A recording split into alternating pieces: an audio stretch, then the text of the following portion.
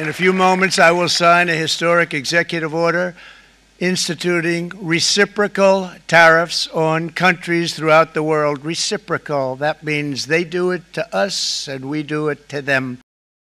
বাংলাদেশি পণ্যের জন্য যুক্তরাষ্ট্রের বাজার সংকুচিত হওয়ার আশঙ্কা দেখা দিয়েছে।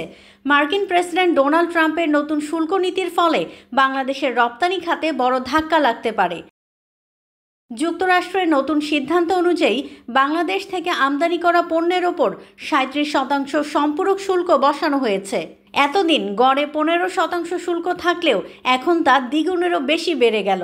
এর ফলে সবচেয়ে বড় ক্ষতির মুখে পড়বে বাংলাদেশের তৈরি পোশাক খাত।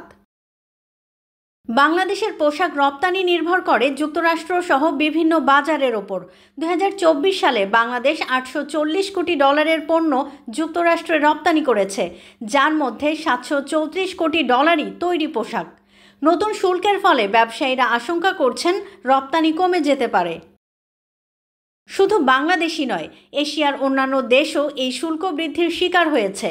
ভিয়েতনামের পণ্যের ওপর ৪৬%, কম্বোডিয়ার ৪৯%, পাকিস্তানের ২৯% এবং ভারতের পণ্যের ওপর ২৬% শুল্ক বসানো হয়েছে। তবে ভারতের ক্ষেত্রে শুল্কের হার তুলনামূলকভাবে কম থাকায় মার্কিন বাজারে তারা সুবিধা পেতে পারে।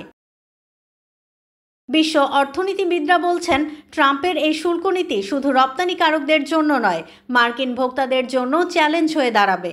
পণ্যের দাম বাড়ার কারণে যুক্তরাষ্ট্রের ভোক্তাদেরও ব্যয় বাড়তে পারে। বিশ্ব বাণিজ্যে এক নতুন প্রতিযোগিতার সূচনা করেছে যুক্তরাষ্ট্রের এই নতুন শুল্ক নীতি।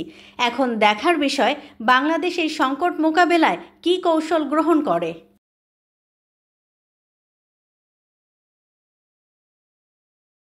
ওয়ালটন আবারও মিলিনিয়ার অফারে ওয়ালটন ফ্রিজ কিনে আপনিও হয়ে যেতে পারেন মিলিয়নিয়ার।